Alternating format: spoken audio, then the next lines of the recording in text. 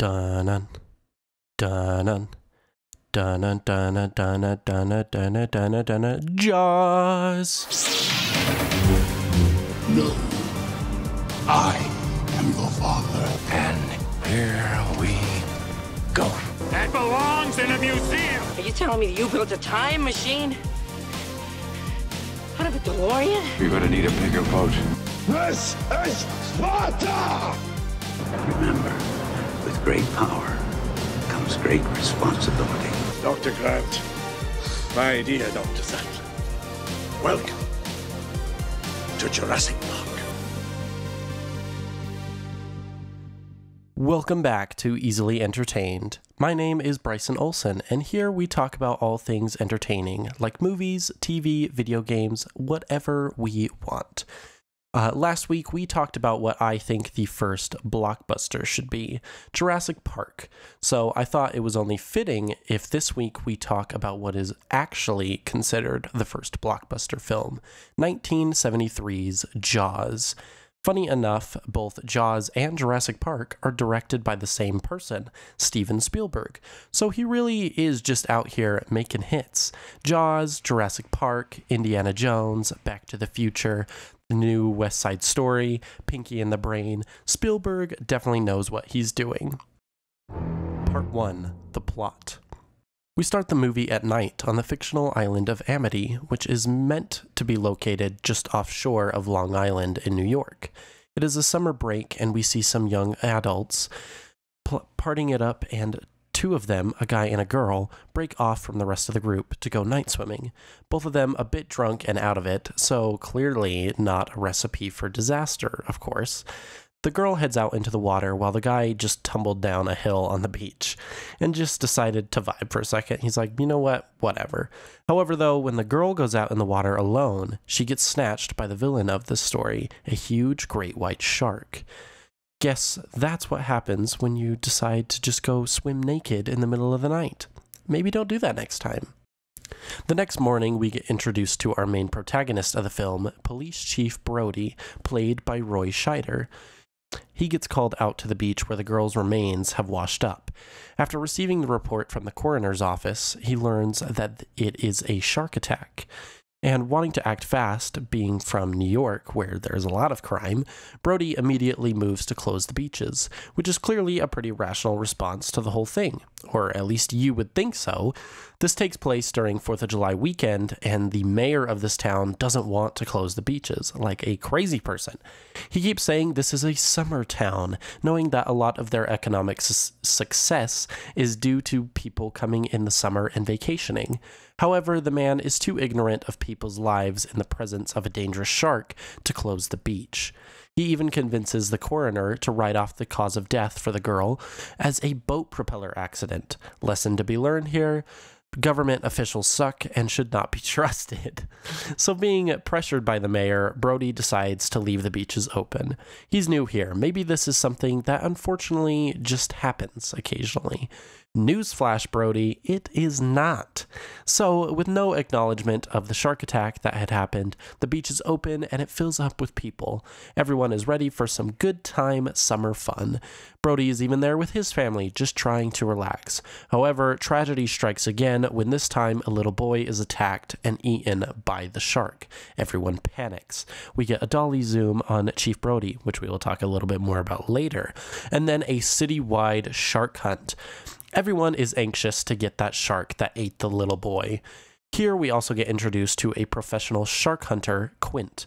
He offers to kill the shark for 10 grand. However, the city council doesn't really believe it to be that serious. They think it is just a small rogue shark that anyone can hunt. So people all over the city go out on their boats to catch the shark. While the shark hunt is going on, we meet an oceanographer, Hooper, who has come here to help identify the type of shark and eventually aids in the capture and the death of it.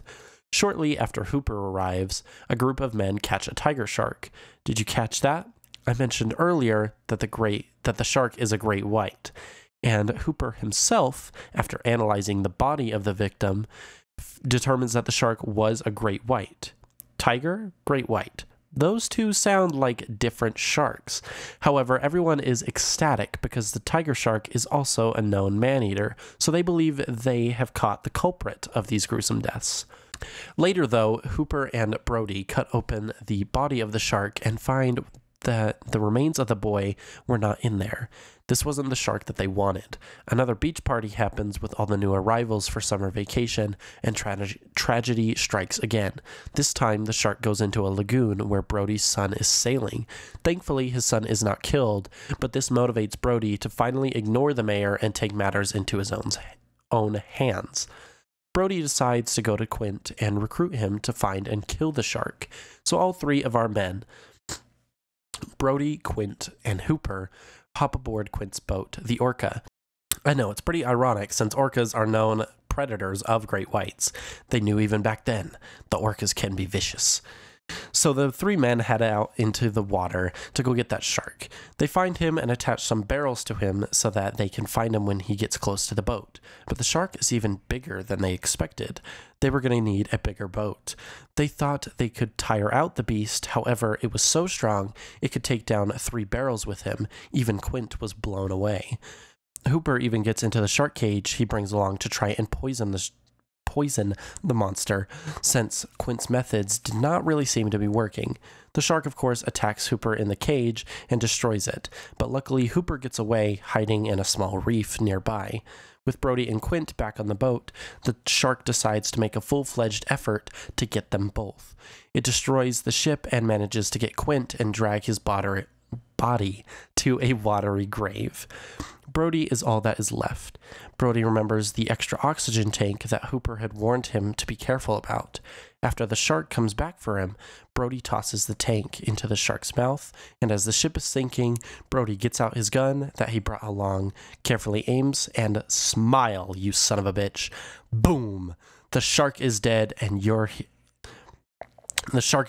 our hero has saved the town. Clearly an epic story, worthy of a big blockbuster film. Part 2. The cinema. A lot of what makes Jaws such an incredible film, worthy of first blockbuster, although debatable for me, is done through the wonderful work of the filmmakers. The camera work, I think, is especially noticeable when it comes to quality. Spielberg uses his clearly masterful mind to take some incredible shots and bring them all together.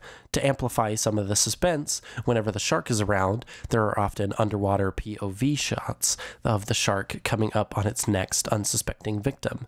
And until the second half of the movie, you actually don't see much of the shark at all, which adds to the suspense. You don't see the monster that is taking the lives of innocent islanders. Which, speaking of the shark, I think it is very relevant to talk about the animatronic that they used for the shark. Which, fun fact, the shark is named Bruce. Yes, like the shark in Finding Nemo. In fact, the shark in Finding Nemo was named Bruce as an homage to the animatronic. Anyways, back to the animatronics. They were actually 3 different animatronics, which kind of is a feat in and of itself, because for any shots using the animatronics, they used a full 2-scale 25-foot animatronic shark. The biggest one having been the shark sled, which had been the animatronic plus a mechanical arm that had supported and controlled the shark. This mechanical creature was used particularly at the end of the film when the shark attacks the boat that the trio of men are on. To be able to use the shark in that way, they had to make the shark sled. It needed more support so that it could actually have an impact when attacking the boat, which if you watch the film, it takes down the boat, so the impact was definitely there. Also coming back around to camera shots, a really famous shot that is in the film is what is called the dolly shot, which I had mentioned earlier. This shot comes during the scene when Chief Brody is at the beach himself, when his family and him see the shark attack a boy. The shot zooms in on his face, while also strangely zooming out of the background, which may seem almost impossible because you're shooting all at once, but it is actually possible, and it's actually kind of a hard shot to do. The way the shot is accomplished is by moving the camera physically forward or backward towards the subject, while also zooming the lens in or out at the same time.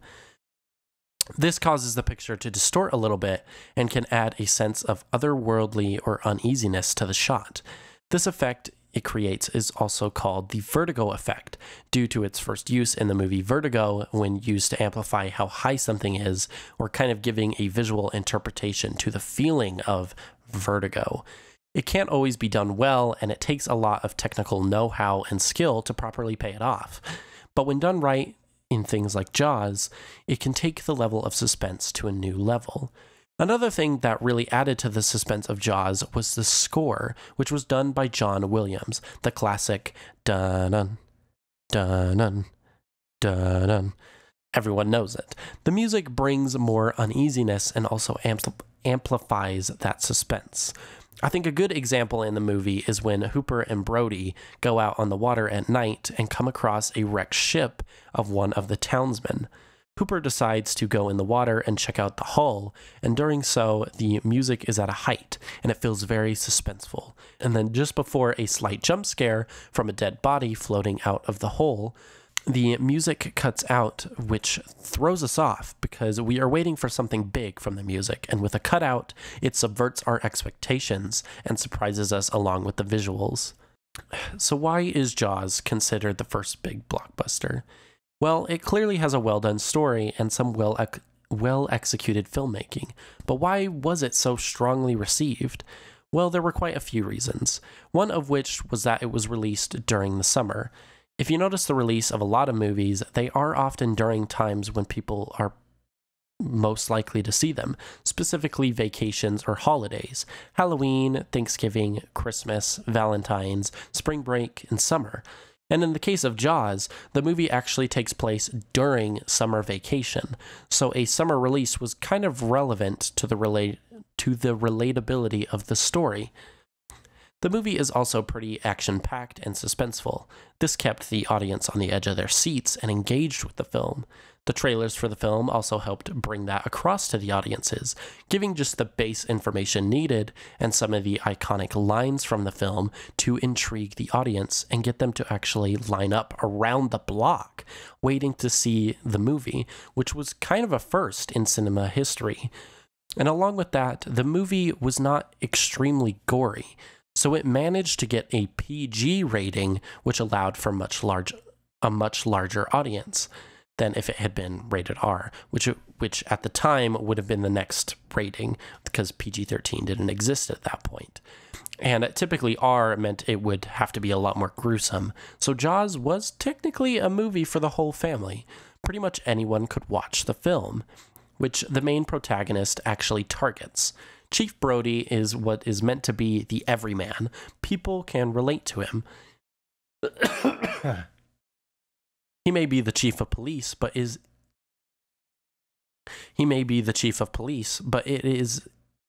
is in a quiet, relatively crime-free town, which is in high contrast to New York, where he moved from, so he also has to deal with the struggles of being in a new place, which many can relate to.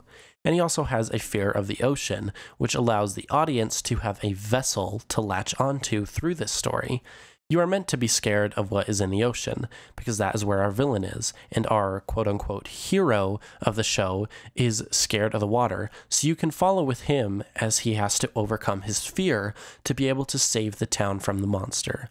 Which leads me into the last reason why Jaws was such a big blockbuster. The concept of the film was extremely simple.